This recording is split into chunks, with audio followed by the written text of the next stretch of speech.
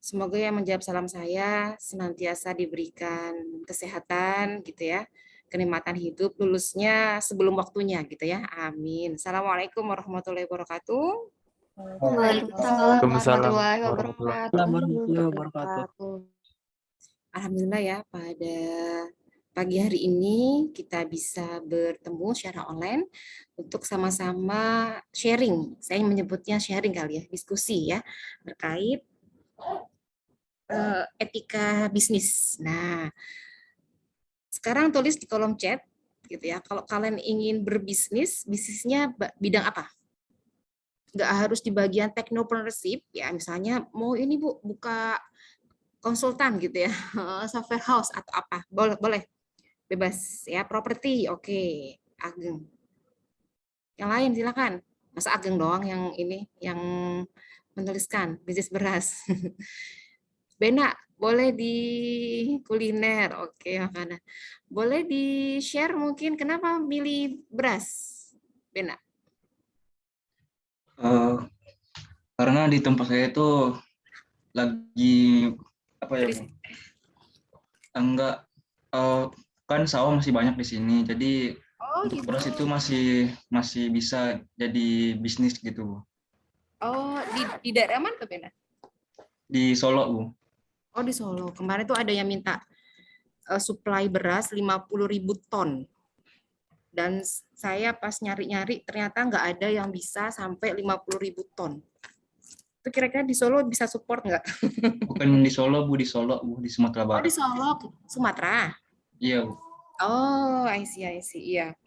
Siapa tahu nanti Bena bisa itu ya. Kemarin ada yang nyari tuh 50.000 ton dan saya bilang belum ada petani yang bisa menyanggupi gitu ya. Insya Allah kalau jalannya. Cek, suara saya masih terdengar? Masih, Bu.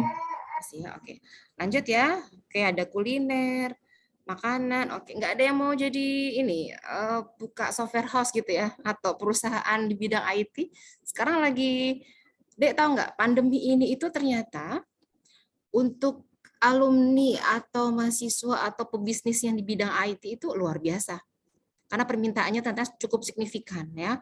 Yang paling banyak itu terkait ya desain, kemudian bikin aplikasi, kemudian content writer gitu ya. Atau mau bisnis Bu mau nginiin konten jadi YouTuber gitu, nggak ada ya? Nggak ada, maunya ke ada yang properti, bisnis beras, kuliner, makanan. Oh, Fahmi mau sayang sama Microsoft boleh lah ya. Oke. Saya izin share screen ya, Dek ya, terkait hal-hal yang inti-inti gitu ya, inti dari semuanya. Nah, ada istilah di sini technopreneur. Apa yang ada di bayangan kalian? Technopreneur. Kalau yang kalian tahu apa? Entrepreneur ya. Apa coba di kolom chat? Biar nggak ngantuk ya. Apa deh? Technopreneur. Kira-kira ngomongin apa nih? Halo? Di kolom chat, pengusaha berbasis inovasi teknologi, bisnis IT. Ya, oke. Ya, yuk perhatikan. Sekarang saya coba mencoba untuk mendefinisikan ya. Tadi mau main game, tapi nanti aja ya. Kayaknya masih banyak ini ya. Ini quote dari saya. Jadilah manusia yang banyak bermanfaat bagi orang lain dan berilah kebahagiaan untuk diri sendiri dan orang lain. Kenapa saya bilang kita perlu bahagia? Sekarang saya mau tanya, ada nggak yang mau seperti ini? Biarlah orang lain bahagia, saya sengsara gitu. Mau nggak? Ada yang mau? Enggak, Bu. Enggak, Bu. Kenapa tuh nggak mau? Masa Harus sama-sama bahagia, Bu. iya dong ya. Ketika kita bahagia itu gelombangnya bisa tertularkan.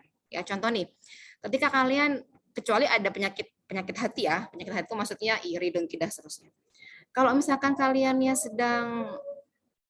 sedang oke gitu ya, bahagia itu ternyata bisa tertularkan ya. Kalian sedang bahagia, teman kalian bahagia, kalian ikut senang kan harusnya ya, gitu kan ya. Nah itu yang harus kita pahami bersama ya.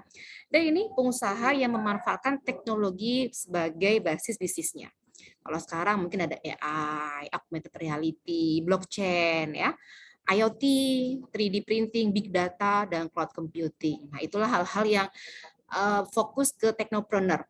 Nah, Bu, gimana kalau kita belum bisa fokus gitu ya? Kita bisa berkolaborasi, karena sekarang bukan zamannya berkompetisi, ya. Oke, ini untuk entrepreneur ya. Jadi mungkin pernah dengar istilah POAC ya. POAC, panjangannya P-nya planning, O-nya organizing, A-nya actuating ya, C-nya adalah controlling. Nah, itu ya. Bu, bisnis apa yang kira-kira sesuai? Bisnis yang dimulai, gak dihayal-hayalkan gitu ya. Oke. Ada istilah sociopreneur. Nah, ini tidak hanya mengambil keuntungan, tetapi ada unsur sosial. Contoh gini, ada bisnis kuliner ya di suatu daerah di Depok, dan itu memanfaatkan sosio, artinya sosialnya itu dia gali dari pemuda-pemuda yang tadinya tidak bekerja, pemuda yang putus sekolah gitu, sekarang menjadi percontohan pilot. Nah, itu yang intinya gini, kita nggak hanya mengambil laba. Jadi kalau kalian mau untung itu tidak hanya di dunia ya, tapi harus juga di akhirat. Itu yang harus kita pikirkan bersama ya. Oke, sukses bukan IQ-nya paling tinggi, bukan IP-nya 4, sekian, oh enggak ada 4, sekian ya. Tapi sukses itu ini lebih dipengaruhi oleh faktor soft skill. Jujur, disiplin ya, good interpersonal skill, sampai ke kemampuan menjual produk atau gagasan, ide kita ya. Nah, ini ya, soft skill itu penting banget. Nah, ini era-era sekarang sudah masuk menuju ya. Saya kemarin malam baca paper tentang agroindustri 5.0. Jadi kita sudah menuju ke sana gitu ya. Tapi Indonesia ya masih mulai menuju ke sana gitu ya. Ini aja teori nanti kalian bisa baca. Intinya apa? Dek, kalau kalian belajar sensor gitu ya. Oh, ternyata dalam surat Isra itu dijelaskan ya, yang muslim setiap sesuatu itu ada sensornya sebenarnya. Kalau kita mau mengkaji. Dan kita itu menghasilkan data yang besar ya, yang kita bisa pelajari, bisa untuk prediksi, pola. Contohnya paling gini deh, kenapa ada pepatah yang mengatakan buah tidak akan jauh dari, gimana? Mas ingat pepatah itu? Buah tidak jauh jatuh tidak dari pohonnya. Iya, artinya apa di situ? Itu kan sebenarnya pola ya. Pola, ketika kalian belajar misalnya sistem informasi. Nah, pola yang kita tahu gitu ya, kalau kita berhadapan dengan klien tahunya kan gini, Bu, bikin informasi itu mudah ya. Coba diganti database-nya gini, bisa langsung berubah kan, kayak gitu kan ya. Artinya ternyata tidak sesimpel yang kita pikirkan. Kalau kalian sudah bertemu dengan klien gitu ya, kalian sudah mulai berdiskusi dengan klien. Ada nggak di sini yang pernah nanti PKL ya, nanti PKL kalian berdiskusi dengan klien, itu tidak semudah yang kita bayangkan, Dek. Saya sudah dari tahun 2006 ya berhadapan dengan klien, dan kadang gini udah mau jadi, oh ya lupa Mbak ditambahkan ini ya, udah langsung ya Allah gitu ya. ternyata luar biasa gitu ya ininya orang menganggapnya bahwa hal tersebut itu ternyata mudah, tapi bagi kita yang merancang, bagi kita yang programmer gitu ya, ternyata hal tersebut ya harus kita pikirkan bersama bagaimana caranya gitu ya. Mungkin ada di sini yang sudah jago berkaitan dengan project, ada yang sering meroyek, ada nggak? Nggak ada, belum. Hello, belum ada yang tentang ini proyek. Nggak ada, belum ada. Seangkatan kalian belum ada. Misalkan kemarin diminta untuk buat web, Bu, nggak apa-apa, sederhana webnya. Ada nggak? Atau temannya di sini suka tahu nih, Bu, ini ada kerjaan, Bu, bikin aplikasi atau bikin video atau bikin desain atau bikin apa gitu? Halo? Kayaknya ada ini. Coba Fahmi, Yuda, siapa kira-kira yang kalian tahu? Siapa? Siapa, Dek? Belum ada. Oke. Dek gini, saya ingat dulu ya, pertama kali kuliah itu semester 1 ya. itu ketemu mata kuliah yang bagi saya aneh gitu ya. Kenapa aneh? Karena saya dari SMA di kota kecil ya, di Banyuwangi itu kan ada sih materi komputer itu kayak ekstrakurikuler ya, tapi kan tidak sampai ke bikin aplikasi. Jadi ketika dapat mata kuliah dasar pemrograman tuh sempat shock. Ini makanan apa gitu ya, masih nggak kebayang gitu ya. Saya itu mulai interestnya pas semester 3 apa ya, saya lupa. Itu dapat mata kuliah web. Itu udah mulai di situ, oh ternyata bisa ya kita menghubungkan jutaan orang, bisa diklik, udah mulai tuh interest. Nah di situ di semester berapa ya, 5, saya pertama kali dapat jobnya bikin web forum wacana IPB waktu itu ya. Itu lumayan, maksudnya nominal segitu teh di masa saya itu udah lumayan gitu ya, seharga 1 tahun bayar kos-kosan gitu ya. Artinya oh ya lumayan juga ya kalau di bidang IT. Nah dari situ sudah mulai agak improve skill, improve knowledge. Oh ternyata buatnya seperti ini, seperti itu gitu ya. Oke. Nah inilah yang kalian harus juga pahami bersama, bahwa era itu memang kita harusnya agile. Orang sukses itu bukan orang yang paling pintar, bukan orang yang paling cantik, bukan orang yang paling pandai, tapi orang yang mampu beradaptasi dengan sangat cepat, gitu ya. Oke, yuk lanjut. Ini hanya teori-teori singkat ya. Nah, inilah era-era yang kalian hadapi saat ini. AI, kecerdasan buatan. Kalau kalian pernah dengar istilah machine learning, pernah tahu istilah machine learning? Hello? Belum. Jadi kalau Jadi kalau ada lingkaran AI itu AI ya, artificial intelligence. Nah, itu sebenarnya ada sub-nya lagi kalau kalian pernah dengar, namanya machine learning. Saya singkat ya. ML, machine learning. Nah, ini salah satu teknologi untuk suatu aplikasi itu, suatu robot itu cerdas. Tapi memang harus ada feedback-nya. Nah, di dalam machine learning itu ada lagi namanya deep learning. Nah, jadi AI ini cakupannya sangat luas gitu ya. Di sini ada deep learning, deep kedalaman ya.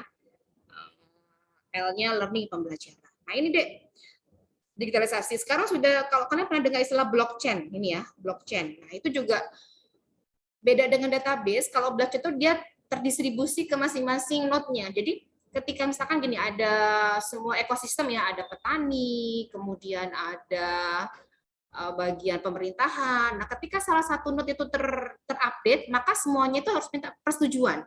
Beda dengan database yang dia ada adminnya gitu ya. Kalau ini enggak gitu. Nah, masing-masing teknologi saat ini sudah mengarah ke sana ya, ke blockchain. Tapi apakah database akan ditinggalkan? Ya enggak. Dia tetap akan memproses transactional processing. Ya, transaksi proses yang memang transaksional ya, harian seperti itu, dan tetap dibutuhkan RDBMS, walaupun nanti tetap ada yang pernah dengar istilah big data, datanya cukup besar, nah gitu ya, karena ya ada lagi big data science, ada lagi data science. Nah ini RDBMS tetap dibutuhkan nggak Bu? Ya iya tetap, tapi nanti kita juga harus belajar. Kalau nanti kalian lanjut ya, itu ke arah sini. Time series-nya lumayan ya, lumayan besar. Oke, lanjut. Ini arah-arah perubahan kehidupan kita ya, yang sudah kalian ketahui dari perubahan teknologi, kemudian makna ownership. Sekarang saya tanya, di kalian saat ini ya, dulu kalau saya mau pesan mobil, misalkan via Bluebird itu punya nggak mobilnya? Punya ya? Ya dong, punya mobilnya kan? Nah sekarang saya tanya Gojek sama Grab, dia punya nggak mobilnya? Nggak punya, Bu. Nggak punya.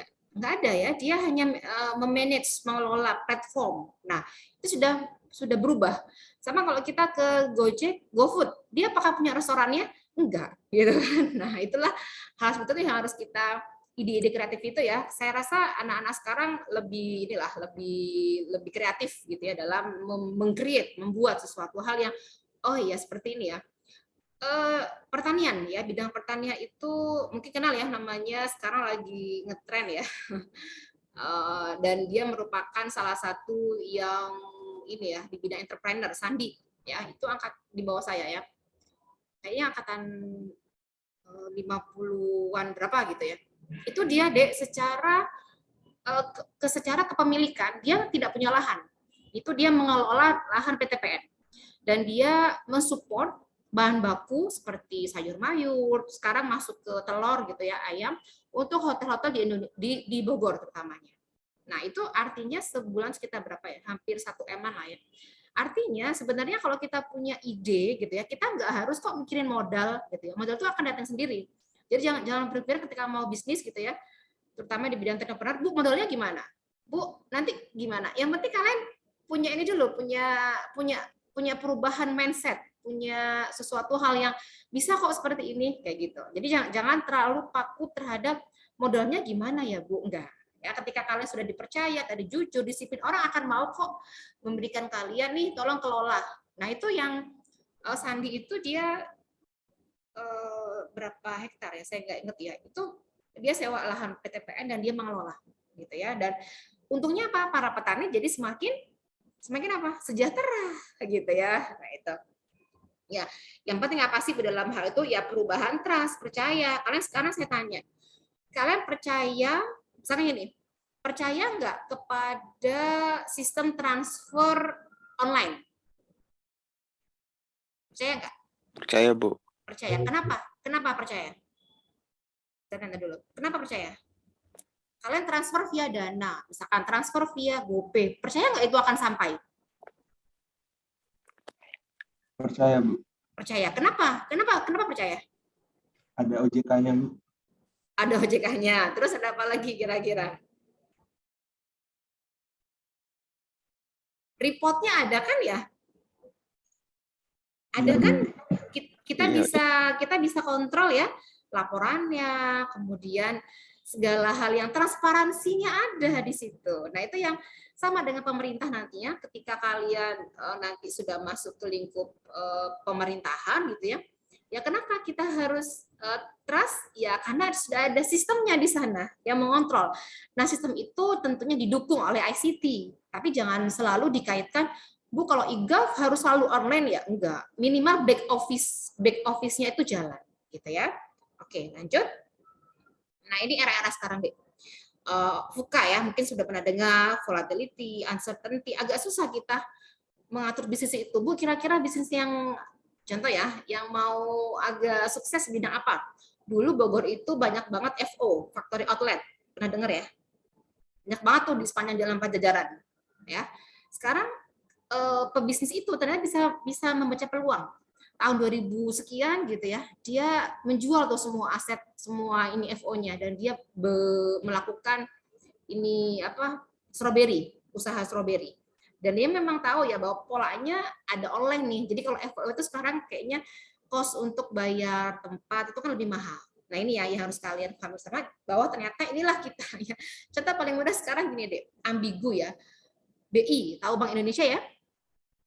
Dengan adanya kayak e-payment gitu ya, e-payment, GoPay, Dana. Nah, itu kan sudah ada sesuatu apa ya? Oh, hal yang ya harus dikontrol ya. Jadi ada peran yang memang akhirnya berkurang di situ, ya. Oke, ini. Nah, bagaimana kebalikannya? Nah, volatility berarti kita harus vision, uncertainty, oh berarti harus tahu gitu ya, understanding, complexity ya, ceritanya, ambigu awareness, gitu ya. Oke. Nah, ini data pengguna Indonesia deh, internet lumayan ya ternyata saat ini nih kalian, saya mau nanya, setiap berapa menit sekali lihat WA? Halo, terdengar suara Ibu? Ini soalnya internetnya unstable. Tadi sempat putus-putus, Bu. Oh, sampai putus. Sekarang masih terdengar? Terdengar, Bu. Terdengar ya. Deh, sekarang saya mau tanya, kalian lihat WA setiap berapa menit sekali? Ada penelitian ternyata orang Indonesia itu kurang lebih ya 4 menit sekali lihat. Kayaknya masa pandemi ini lihatnya lebih cepat gitu ya, 1 menit sekali kali ya. Artinya apa? Inilah harus yang kita baca peluang ya.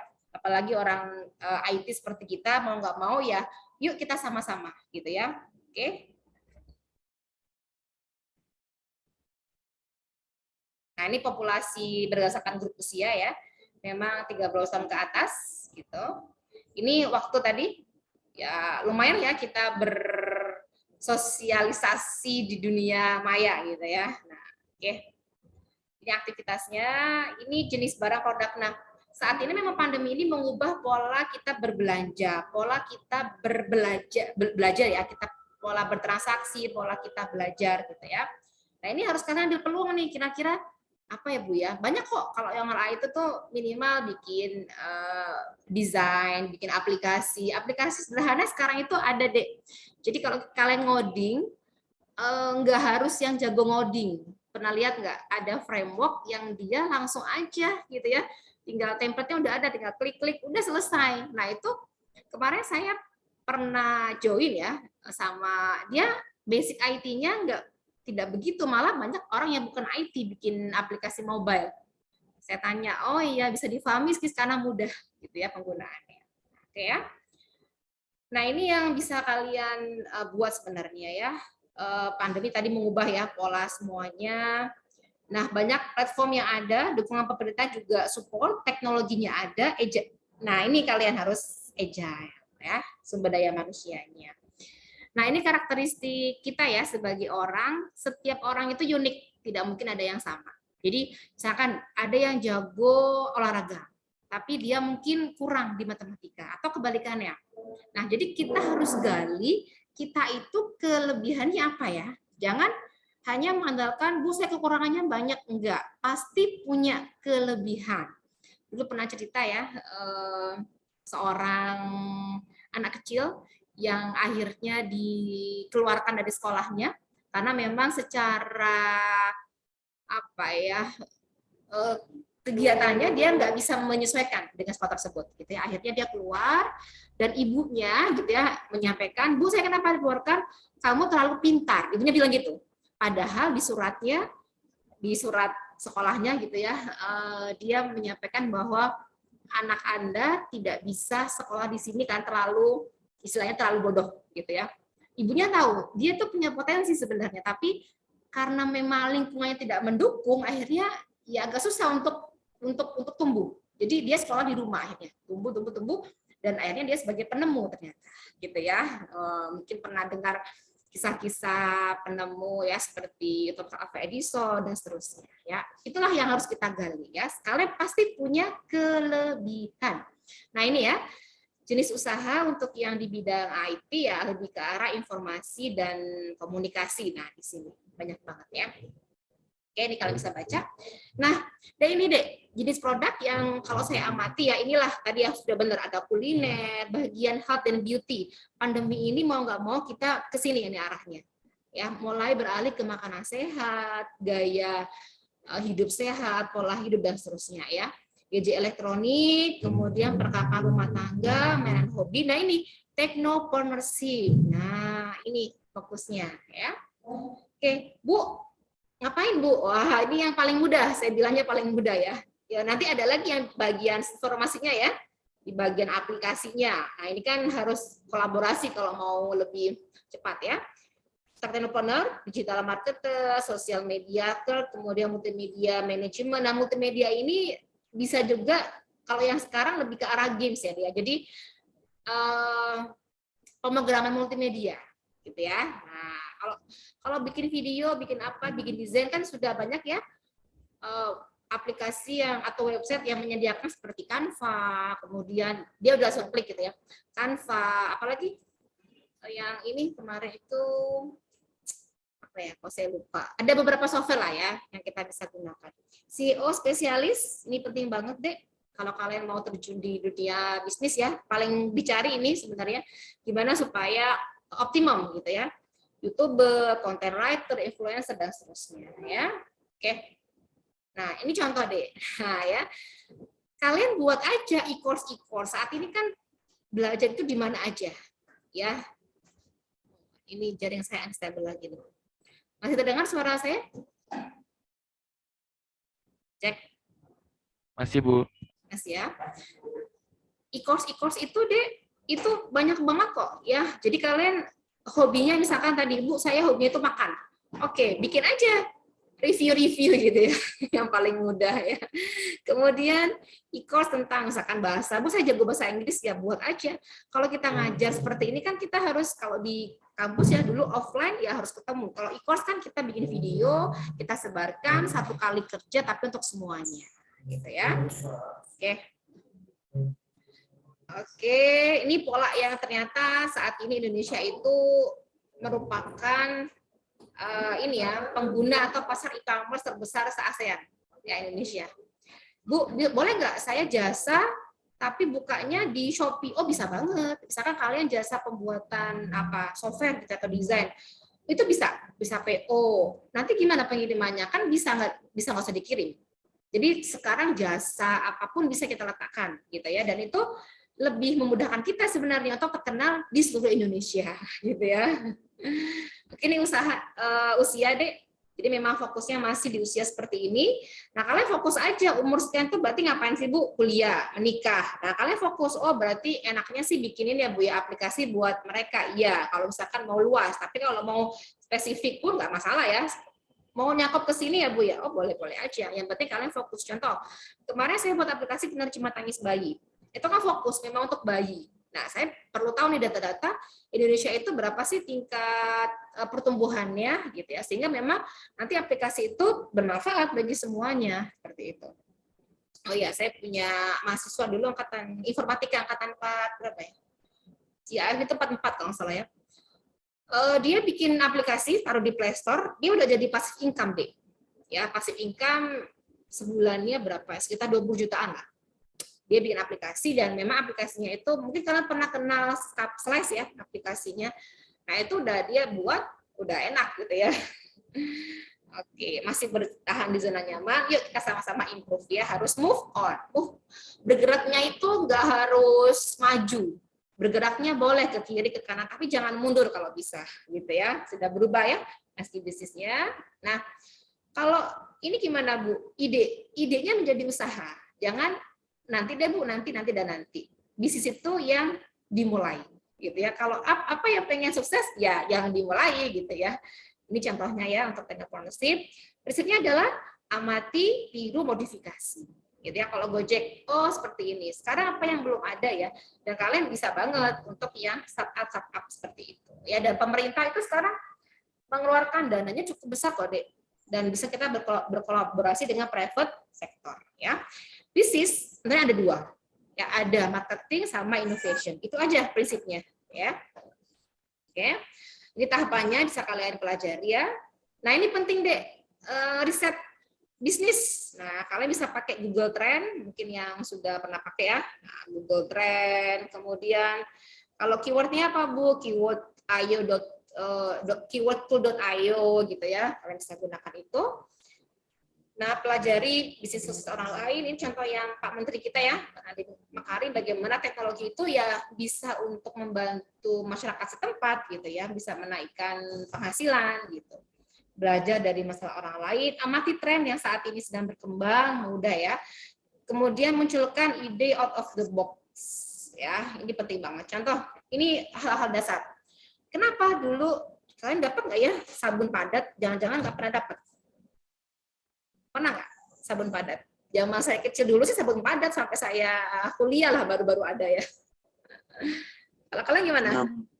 Pernah ya. Ini kan idenya kalau bersentuhan gitu ya sama-sama sabun kan agak gimana gitu. Akhirnya dia meng-create untuk yang sabun cairnya. Terus ini menarik juga bagi saya.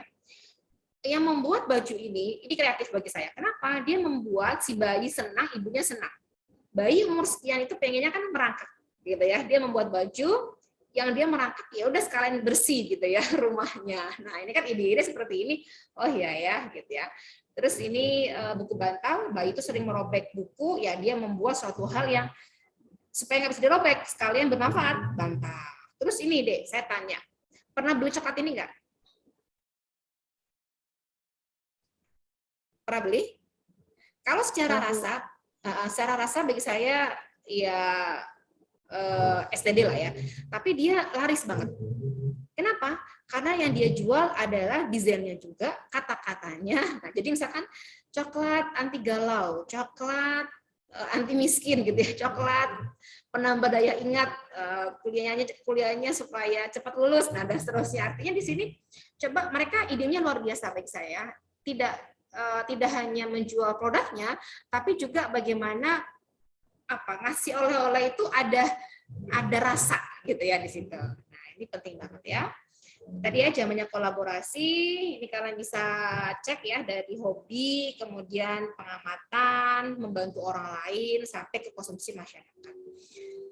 Nah ini untuk smart agroindustri ya Dek ya, jadi saat ini memang ilmu-ilmu kita itu dibutuhkan banget. Dan banyak pelatihan-pelatihan ternyata diikuti bukan orang IT. Artinya kalau kitanya nggak improve, ya kita akan ketinggalan dengan mereka. Gitu ya. Ada sudah. Nah ini, apa yang harus kita lakukan? Mulai tadi ya, tapi ada etikanya ya, nanti kita bahas. Passion kalian di bidang apa?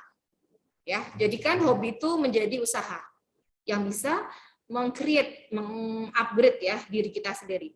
Fokus terhadap apa yang kalian lakukan, jangan tergoda hal lainnya, manfaatkan teknologi, bangun jaringan, review tiap proses bisnis yang ada. Ya.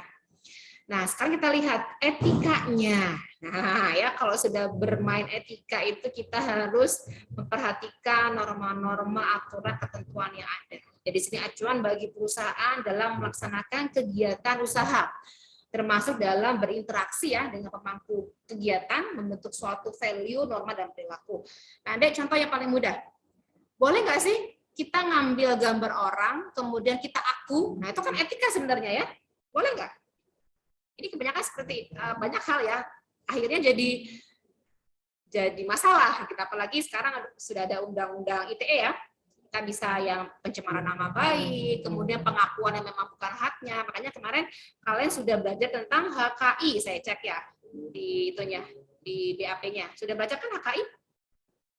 Jenisnya apa aja? Coba saya tanya. Yang diingat gitu ya. Rifki Alfa Is. Yang diingat apa? Hak itu kan banyak banget ya. Ini banyak banget. Rifki, ada yang diingat? Halo? Belum ada Rifki? Coba. Naura.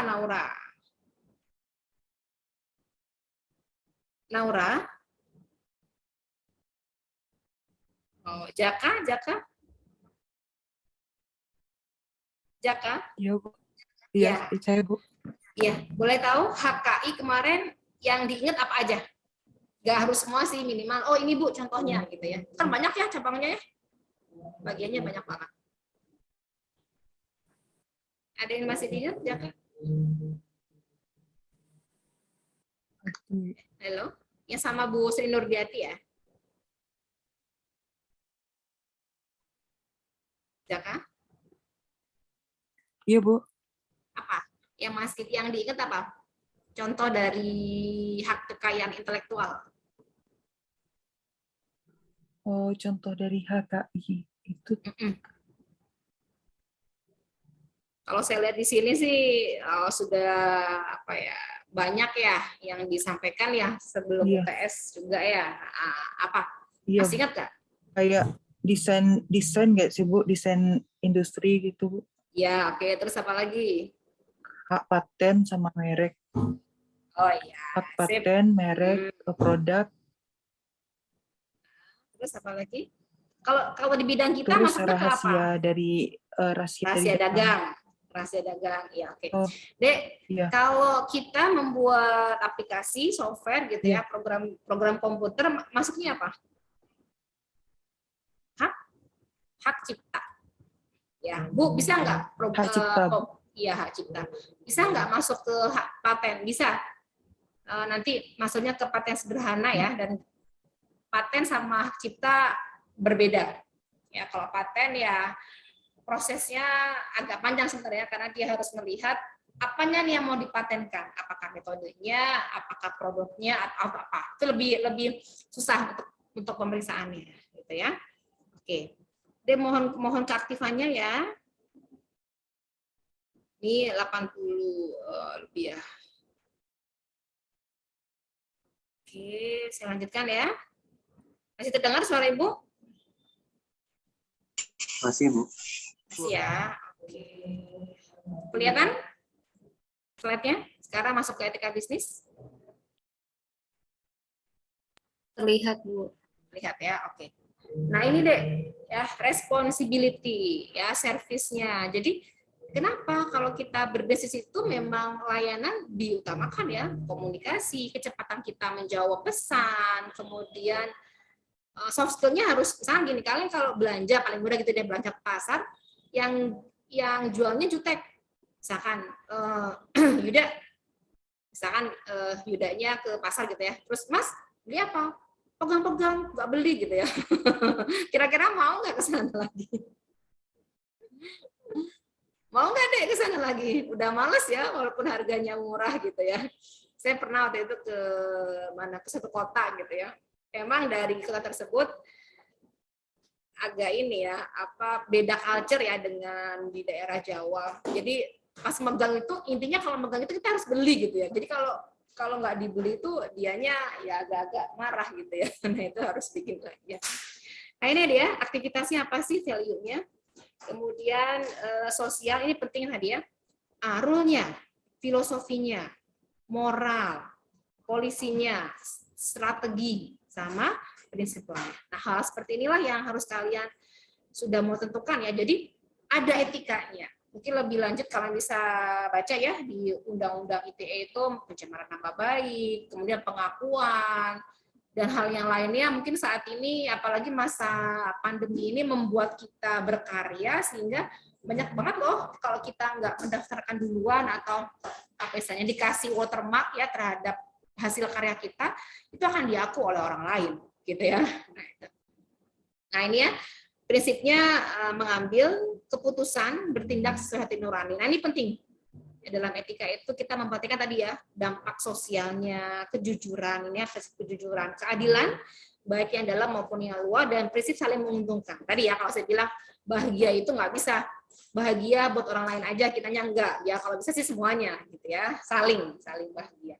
Ini bisa kita pelajari ya, bahwa ternyata dalam ilmu-ilmu saat ini ya ilmu kita lah yang paling banyak berperan ya dalam hal mulai dari kita kalau berpikir tentang ICT gitu ya, ya era saat ini memang zaman kita, tapi jangan lupa bahwa ICT itu kalau nggak didukung sama sistem yang bagus, contohnya gini, kalian sudah beraplikasi, tapi dari atasnya nggak boleh penggunaan tersebut, atau ada hal-hal yang regulasi atau kebijakan yang memang harus digali lagi, ya nggak akan bisa. Gitu. Jadi ICT hanya kalau kita bilang ya pendukung, tapi nggak bisa juga semuanya harus based on ICT ya Bu ya, enggak. Kita lihat karena Indonesia itu penduduknya banyak banget dan heterogen. Jadi misalkan gini, Bu, misalkan Bu, boleh nggak Bu nanti kalau semuanya itu ya Bu ya based on aplikasi, termasuk orang pedesaan. Pertanyaan saya simple, orang desa gimana sinyalnya? Gitu ya. Yang kedua, apakah semua menggunakan handphone? Nah itu yang harus kita, jadi jangan terlalu harus dengan teknologi gitu ya, enggak juga sebenarnya. Ya, yang penting ya tadi ya tata sistem, tata kelolanya harus sesuai. Ya, lanjut. Nah, sekarang kita masuk yang materi kedua ya. Sudah terlihat deh? Halo? Sudah Bu. Sudah terlihat belum? Sudah? Sudah Bu. Sudah ya? Sudah, Oke. Ibu. Suara saya agak nggak lihat ya. Suara saya aman kan?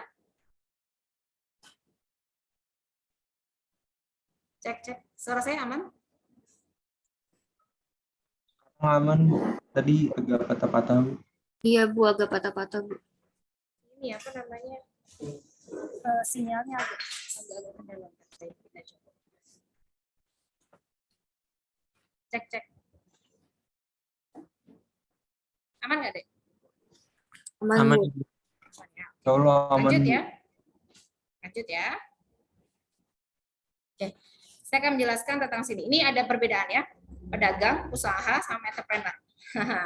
Kalau pedagang itu ya dia menjual, membeli barang untuk keuntungan, tapi dia belum memperhatikan dalam sisi sustainability-nya, dalam sisi kontinuitasnya itu belum. Ya, kalau pengusaha dia mengusahakan perdagangan ya dalam bidang perdagangan, industri. Nah, kalau yang dimaksud dengan entrepreneur atau technopreneur, ini orang yang bisa membaca, bisa pandai ya, cerdas membaca, mencari peluang. mengeksekusi. Nah, termasuk bagaimana kalau kita bilang mah membuat planning usaha ya, perencanaan usaha. Nah, kalau zaman dulu memang membuat planning itu agak repot ya. Kalau sekarang sudah ada namanya bisnis model canvas BMC. Nah, nanti kita belajar sedikit ya. Boleh kalau yang interest mau buka bisnis di bidang teknopreneur atau yang lainnya gitu ya.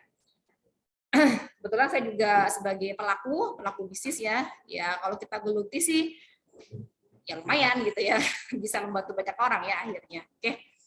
Ini kita melihat dari sisi bisnisnya ya, usaha komersial dalam dunia perdagangan, usaha dan usaha dagang. Ini tadi sudah ya. Nah, ini ada tahapannya bagaimana meng-create ya pemula, profesional sama korporasi. Nah, sekarang saya mau tanya ya. Di sini ada game singkat. Kita punya otak kiri sama otak kanan sebenarnya ya. Dan masing-masing memang orang memang berbeda. Ada yang memang spesifik di otak kirinya, artinya dominan gitu ya. Ada spesifik di otak kanannya, ya. Ya kita nggak bisa apa ya. Berarti kamu yang paling ini enggak, karena semuanya saling mendukung. Jangan sampai berarti saya paling pinter ya, saya paling cerdas enggak, gitu ya. Masing-masing sudah diberikan proporsinya. Paling mudah gini deh. Ada di sini orangnya yang detail banget di antara mahasiswa, misalkan harus detail. Harus seperti ini gitu ya, atau bisa dilihat dari kepribadiannya ya, dari apa, dari baju itu juga bisa sebenarnya. Ada namanya mismatch ya, kalau kerudung, tas sama sepatu harus matching Bu, atau yang laki-laki tuh harus rapi gini-gini, ada seperti itu? Ada ya. Itu kalau kita sebut sebagai yang tipenya melankolis. Ada yang tipe orang yang dia ceria aja, apapun masalahnya kayaknya dia happy tuh gitu ya. Kalau ada janjian sama temennya, kalau yang tipenya extrovert ya, sanguinis, koleris, itu janjian batal ya biasa aja. Tapi kalau yang melankolis sama pragmatis, itu kalau janjian dia telat, udah gerundel gitu ya. Kamu kenapa bla bla bla. Nah, itu ya. Tapi itu memang sudah Allah itu membuat seperti itu ya, masing-masing sudah punya apa ya, ranahnya ya, sudah diatur. Kebayang nggak? Kalau semuanya tipenya detil gitu ya, nanti nggak ada yang menghibur ya ketika sedih ya. Ada yang tipenya misalkan extrovert semua, ya susah juga gitu ya. Nah sekarang kita lihat di sini, coba perhatikan, coba dibaca ya. Kalian baca sesuai dengan apa ini? Ucapkan warna dari tulisan berikut, bukan tulisannya. Nah kebetulan ini dibuatnya sesuai gitu ya, orange, kuning gitu ya. Coba dibaca ya, yang saya lingkari ya. Kartika, ada Kartika? Kartika? Ada Ibu. Ya, oke. Coba dibaca ini apa? Ada Ibu. Ini dibaca yang saya lingkari. Kuning. Kuning. Oke. Kemudian Arinda. Arinda ada? Iya, Ibu. Ya, ini dibaca yang akan saya lingkari nih. Nah, warna apa? Biru. Iya. Oke. Sekarang Biru. saya balik deh. Ya, sekarang saya balik. Nah, ini harus mikir karena dibuatnya kuning, ternyata sininya hijau gitu ya. Kita coba ya. Ucapkan warna dari tulisan berikut, bukan tulisannya. Jadi warnanya. Misalkan kalau saya pilih ini, berarti harusnya apa deh? Ucapkan warna dari tulisannya. Berarti harusnya apa jawabannya? Merah. Merah. Ya, sudah agak mikir ya. Oke, sekarang kita coba cek. Intan Megananda. Hadir? Hadir, Bu. Ya, coba ini yang saya lingkari. Apa deh? Cepet. Biru. Biru, Ya. Ibu. Hah? Biru. Oke. Naura. Iya, Bu. Ya, oke ya. Siap? Siap, Bu. Oke, ini. Bentar, Bu. Di saya agak delay. Oh, ini yang saya checklist. Hijau. Enakan mana? Yang kedua sama yang pertama? Pertama, Ibu. Nah, kenapa? Lebih gampang aja, Bu. Tinggal baca Ya, tanpa lebih mikir. gampang. Kalau sini sudah sama gitu ya, kita ya enak. Nah ini hidup kita deh. Kadang kita mengalami kemudahan, kadang kita juga mengalami kesulitan. Tapi di sini bagaimana kita untuk ya bagaimana kita reaksi kita gitu ya. Jadi kita nggak perlu kayaknya hidup saya sulit terus Bu, enggak. Ya Allah itu sudah apa istilahnya ya, membuat Dek pernah nggak sih gini deh paling mudah. Kok saya kuliah di IPB sih gitu ya, kok saya gini sih, itu kan sudah jalannya sebenarnya gitu ya. Kenapa saya sakit, kenapa saya misalnya hari ini harus membantu orang tua, kenapa sih harus seperti ini, itu sebenarnya sudah ada. Jadi programnya Allah itu kalau saya perhatikan ya luar biasa gitu ya, bagaimana kita ternyata punya hubungan gitu ya, berhubungan baik dengan si A, si B, si C, kita dipertemukan oleh orang X, Y, Z. Itu sebenarnya bagi kita kalau kita mau ambil hikmahnya ya, itu berperan banget loh. Termasuk kalau saya memperhatikan ya, ternyata big datanya yang dimiliki oleh alam semesta ini tuh luar biasa. Ilmu kita itu kalau kita lihat hanya secuil ya kalau kita bilang secuil di hamparan bumi ini gitu ya. Nah, itu yang harus kita pahami ya. Nah, di sini ada konflik antara otak kiri sama otak kanan ya, sehingga kita memang harus ya kalau bisa menyeimbangkan ya seimbang, tapi kalau enggak ya sudah, kita fokusnya kita punya kelebihan di mana sih, itu yang harus kita gali. Karena ternyata gitu ya, kita lihat di sini yang tengah-tengah, kreativitas itu terbentuk dari skill, keahlian, kecakapan kita berpikir, kreativitas sama motivasi kita. Gitu. Itu kreativitas. Jadi inilah yang harus kalian create. Kreativitas tanpa skill nggak bisa. Kalian misalkan ingin membuat suatu aplikasi tapi nggak punya skill itu, ya agak susah gitu ya. Kalau mau ya harus berkolaborasi gitu. Kemudian ya, berani bermimpi, berani mencoba, berani berjuang, berani berprestasi. Oke, ini bisa kalian baca ya. Ini proses inovasi sebenarnya. Kalau kita mau meng-create tadi ya Bu, saya mau di bidang kuliner beras. Berasnya apa keunikan dibandingkan kompetitor lain, kayak gitu ya. Oh, beras saya itu dijamin Bu rasanya, warnanya, atau mungkin dalam sisi value-nya itu murahnya, atau mungkin dalam sisi organiknya. Nah, itu kalian harus tahu mau bekerja di ranah yang mana gitu ya, tergantung dari target marketnya sebenarnya ya. Oke, ini siklusnya ya. Jadi innovate, register, protect, develop, value, marketnya. Oke. Nah, ini ya dalam sisi teknopreneur ya namanya bisnis itu pasti ada di atas seperti roda berputar ya, kadang di bawah. Tapi bagaimana kita punya mental yang kuat. Kita bukan masalah untung rugi ya, tapi bagaimana kita mencoba untuk ya inilah bisnis gitu ya. Kadang seperti naik jet coaster gitu ya, kadang seperti naik mungkin perahu yang agak enak di ayun-ayun gitu ya. Nah, ini ya. Nah, ini yang perlu kalian create ya, Bu. Apakah bisa dibangun? Bisa. Ya, dengan apa? Dengan komunitas, dengan banyak berdiskusi, dengan berbuat gitu ya. Percaya diri, berorientasi tugas dan hasil, pengambil resiko, kepemimpinan, originalitas, serta berorientasi ke masa depan ya. Ini bedanya ya deh ya, bisa kalian baca. Nah, ini faktor-faktor yang kalian mungkin nantinya bisa kalian buat ya, bisa kalian implementasikan dari kelayakan pasar, kesukaan, skill, dana, bahan baku, SDM, teknologi, sama kepribadian. Tadi yang disebutkan ya, kalian sukanya apa? Kalau kita punya hobi yang itu kita suka dan dijadikan bisnis itu lebih enak. Gitu ya. Contoh hobi saya itu makan coklat dulu ya. Kenapa saya awalnya usaha coklat? Karena saya suka makan coklat. Tapi sekarang melihat coklat itu enak. Kenapa? Karena di rumah udah tontonan gitu ya. Kalau nggak coklat, aduh udah nggak kolu gitu ya, udah nggak suka akhirnya ya. Nah, dari situ kan sebenarnya ketika melakukan senang aja gitu ya, karena saya suka melihat coklat gitu ya. Oke.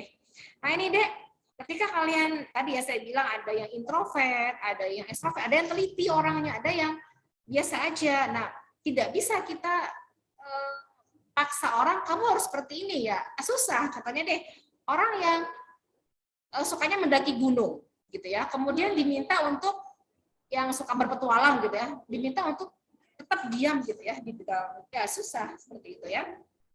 Ini contoh-contoh kalau kita lihat ya kepribadian kalian. Nah, ini ya misalkan yang dominan ya mungkin desain grafis ya, orang yang sanguinis ya konsultan IT lah gitu ya, orang yang pragmatis tenang ya Nah, ini mungkin layanan ISP, web hosting gitu ya. Kalau yang konvensional ya tadi untuk yang melankolis ya itu kelompok analitis tadi saya sebutkan ya, programmer, software peneliti ya. Oke. Bu, tapi apakah bisa orang dominan masuk ke programmer? Ya bisa banget. Malah ini maksudnya kemungkinan terbesarnya. Tapi bukan berarti nggak bisa cross ya, bisa banget gitu ya. Ini contohnya deh, mungkin perusahaan-perusahaan Oracle gitu ya, Philips dan seterusnya ya. Nah, ini kurang lebih ya untuk bisnis integration-nya, kemudian mobile and wireless untuk bidang kita ya, IT terutama, keamanan, security, dan yang lainnya. Ya.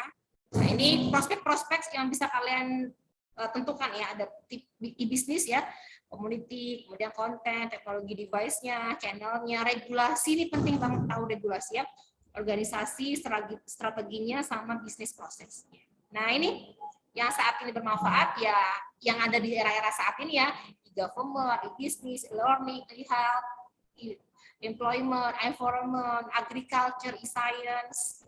Nah, berikutnya kalau kalian mau membuat suatu proposal bisnis, itu kurang lebih seperti ini. Jadi harus tahu latar belakangnya, manfaat tujuannya, kondisi pasarnya, gitu ya, sampai ke pengambilan keputusan ya. Ini layak nggak sih usaha kita? Itu bisa diatur menggunakan parameter ini ya, seperti NPV, IRR, PI, PBP. Nah, ini kalau secara detail ya, saya mungkin bisa baca dari YouTube saya ya. Bagaimana menentukan net present value ya. Ini layak nggak sih usaha kita? Kalau saya misalkan punya modal 10 juta, tahun pertama ingin dapat ini, tahun kedua, tahun ketiga, itu kita bisa terus ya. Nah, ini saya sempat singgung sedikit tentang bisnis model kanvas. Jadi ada 1, 2, 3, 4, 5, 6, 7, 8, 9 item. Ya, kalau kalian pernah belajar pembangunan bisnis yang pakai proposal dan seterusnya itu kan agak kompleks ya. Nah, ini dengan satu halaman ini sudah bisa menggambarkan. Gitu. Dan kita nanti tahu, oh value-nya apa sih gitu ya. Nanti nyambung ke channel-nya harus seperti apa, nyambung ke cost structure-nya. Gitu ya. Oke. Apa itu value proposition? Nilai produk atau jasa yang kita hasilkan. Tadi ya, keunikan. Bedanya apa sih sama kompetitor? Tadi saya bilang, kalau sama-sama bisnis beras apa? Oh, pelayanan kita ramah, Bu, misalnya gitu ya. Atau kita organik, sehat, dan seterusnya. Kemudian customer segmen ya, segmentasi konsumen ya.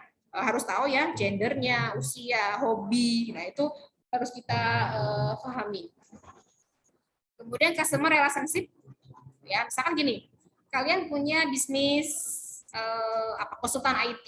Nah, informasinya ya jangan hanya untuk jasa ya, tapi bisa juga untuk misalnya bagaimana kalian tambahkan informasi tambahan, bagaimana mengatur supaya komputer kita aman, gitu ya. Dikasih penjelasan seperti itu, sehingga dia oh iya penting nih bagi kita, gitu ya. Contohnya gini. Ini ada produk kayu putih, ya informasi tentang apa? Perawatan bayi, tumbuh kembang bayi, gitu ya. Itu masuk ke customer relationship. Channel, kita hanya mau via apa? Sosmed kah, televisi, radio, atau apa ya? Seminar. Nah, kalian tentukan tuh semuanya, gitu ya. Aktivitas itu ngapain sih? Jasa kah, produk kah, atau apa? Ya. Kemudian key resource, ini aset semuanya.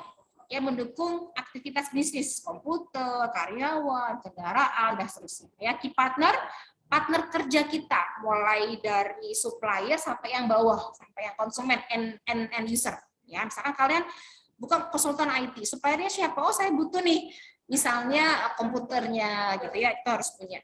Kemudian cost structure, ini skema finansial ya, biaya-biaya apa saja yang dikeluarkan untuk mendukung hal tersebut ya. Kalau revenue stream lebih ke arah pendapatannya seperti itu. Ya, ini contoh deh ya, misalkan saya value-nya apa, oh trennya sesuai unik ya, nanti ini nyambung ke cost structure-nya, biaya-biaya apa aja yang harus saya keluarkan gitu ya. Cukup dari saya. Ada pertanyaan, silakan. Silakan. Halo. Yuk, ada yang mau ditanyakan?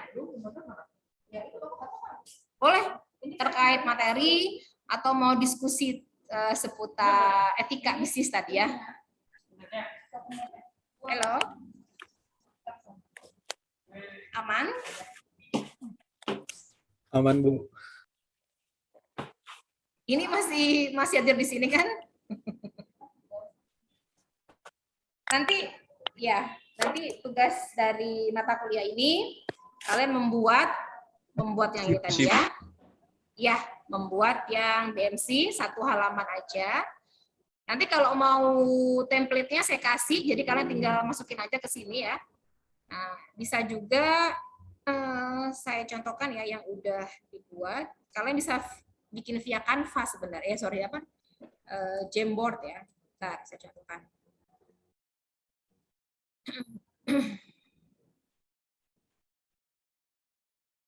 Ini saya kasih template-nya ya. Satu ini aja, satu page dikumpulkannya mungkin 2 minggu dari sekarang cukup. Halo. Cek. Dek, suara saya terdengar? Maaf, Bu, tadi putus Bu suaranya. Oh. Tugasnya 2 minggu dari sekarang bisa.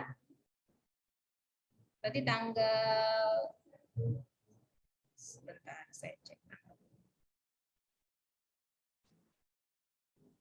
Tanggal 29 ya. Berarti tanggal 13 November bisa? 2 minggu? Halo? Atau seminggu aja? Bu, 2 minggu kelamaan, Bu. Seminggu aja deh. Halo.